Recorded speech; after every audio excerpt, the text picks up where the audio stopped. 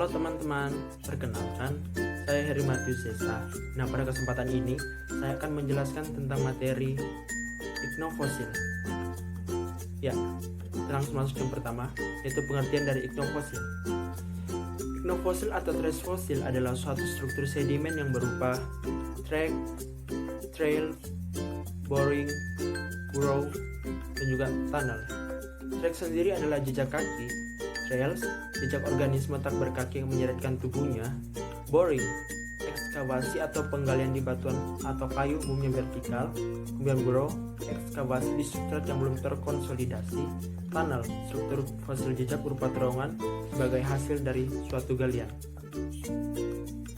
Selanjutnya, ini merupakan contoh gambar dari track, trails, dan juga burrow.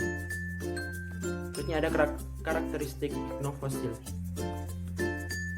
Karakteristik ichnofosil yang pertama adalah ichnofosil mengindikasikan adanya suatu tingkah laku atau kebiasaan organisme.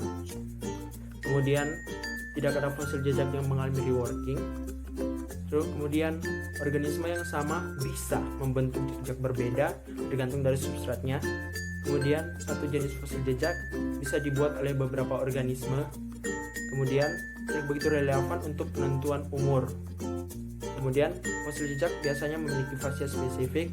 Dan yang terakhir, fosil jejak dipengaruhi oleh kondisi lingkungan seperti tingkat sedimentasi, turbiditas, cahaya, energi arus, gelombang, dan lain-lain. Kemudian ada klasifikasi dari ichnofosil.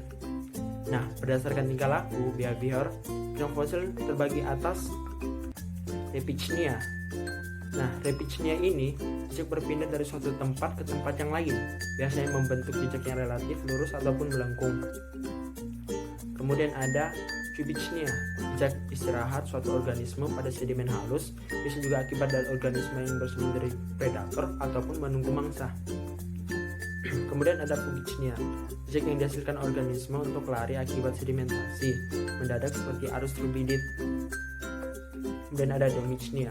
Nah, Domichnea ini jejak organisme tinggal pada substrat sedimen, dilakukan oleh hewan yang hidup secara infauna. Kemudian ada Podychnea. Nah, ini jejak yang dihasilkan oleh organisme pada saat mencari makan di dalam substrat. Dan ada Agrichnea. Nah, Agrichnea ini jejak organisme membuat perangkap makanan, biasanya berupa burrow yang saling terhubung untuk menangkap mangsa yang lebih kecil. Dan yang terakhir ada Paschachnea.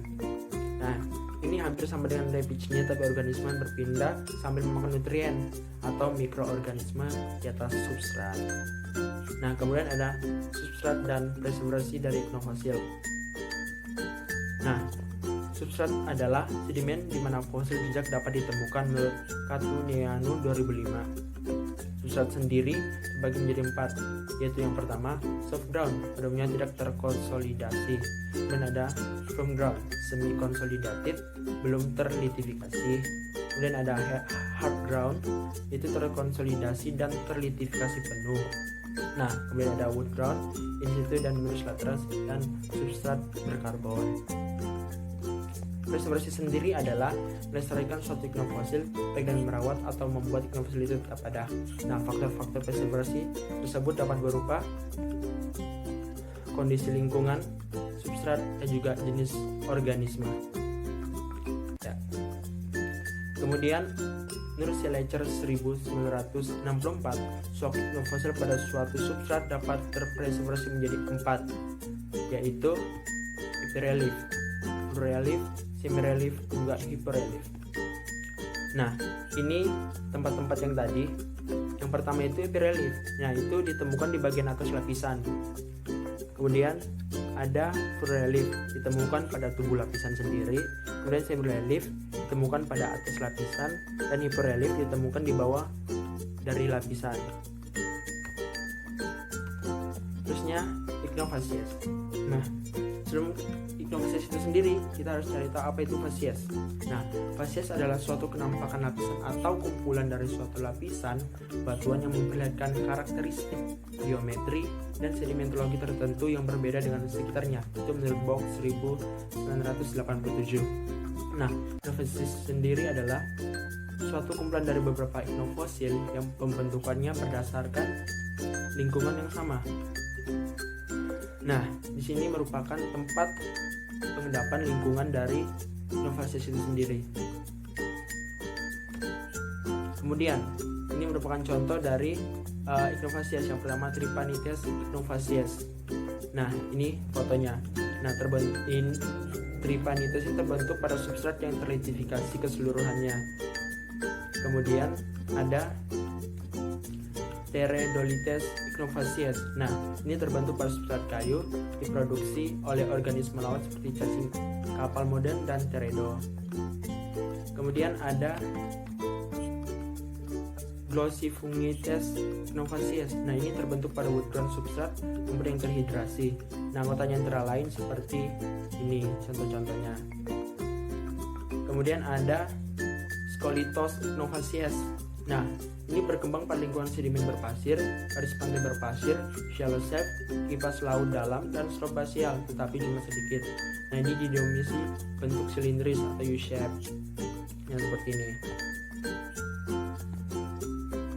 Kemudian ada Psilonynus iknovasies. Nah, ini terbentuk di daerah non-marin dan di daerah yang sangat dangkal. Nah, contoh trek dan jejak serangga, reptil mammal dan juga burung. Nah, seperti gambar ini. Kemudian ada Nereides iknovasies. Nah, ini merupakan terbentuk pada lingkungan laut dalam atau abisal pada lingkungan turbidit, terbentuk pada substrat pasir dan lempung. Nah, genus yang termasuk dalam kelompok ini antara lain Nereides dan Scalarituba. Nah, seperti gambar ini.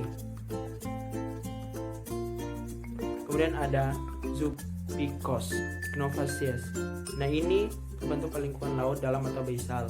Kemudian ditandai dari jejak yang sederhana hingga kompleks, biasanya didominasi oleh jenis horizontal. Seperti ini.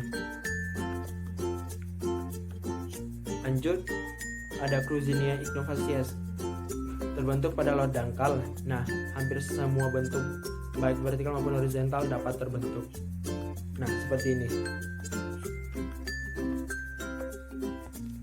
Kemudian ada Scoyenia iknovasies. Keragaman jejak kumpulan fosil. Nah, jejak yang diawetkan di fluvial dan endapan danau sedimen sering dijumpai di lanau dan di pasir. Ini contohnya. Kemudian ada hubungan substrat dan distribusi iknovasies. Nah, ini kita bisa baca seperti Nereides contohnya. Yaitu kita perhatikan garis bawah pada Nereides kayak itu sendiri. Nah, itu dia termasuk ke dalam dua, itu subground dan softground. Nah, kemudian contoh juga Cruziana itu cuma di soft ground, dan kemudian juga ada Scolytos, itu ada di loose ground dan stiff ground. Nah, dan begitu juga yang lain-lainnya. Kemudian terakhir, fungsi mempelajari iknofosil. Yang pertama itu kita mendapatkan korelasi stratigrafi. Kemudian yang kedua, interpretasi paleoekologi. Dan yang ketiga, interpretasi lingkungan pengendapan. Dan yang terakhir, interpretasi batimetri. Ya, terima kasih buat kesempatan ini. Saya akhiri. Selamat sejahtera.